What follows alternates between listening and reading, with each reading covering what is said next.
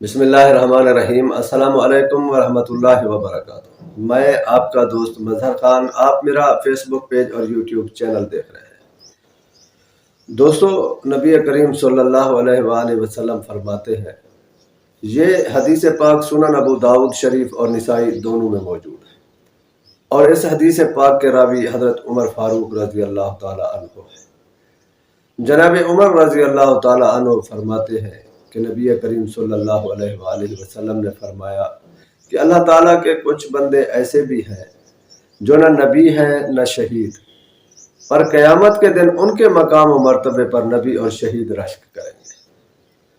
اللہ تعالیٰ ان لوگوں کو قیامت کے دن نور کے ممبروں پر بٹھائیں گے۔ جناب عمر رضی اللہ تعالیٰ عنہ نے نبی کریم صلی اللہ علیہ وآلہ وسلم سے عرض کی، یا رسول اللہ، وہ کون بندے ہیں جنہیں اللہ تعالیٰ قیامت کے دن اتنا بڑا اعزاز عطا فرمائیں گے؟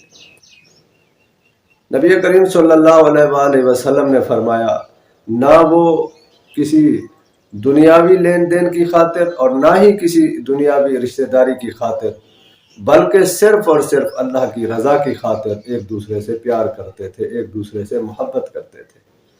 اللہ تعالیٰ ان لوگوں کو قیامت کے دن نور کے ممبروں پر بٹھائے گا اور نبی اور شہید ان کے مقام و مرتبے پر رشک کریں گے، اور فرمایا کہ نہ ہی قیامت کے دن ان کو کوئی خوف ہوگا اور نہ ہی ان میں سے کوئی غمگین ہوگا۔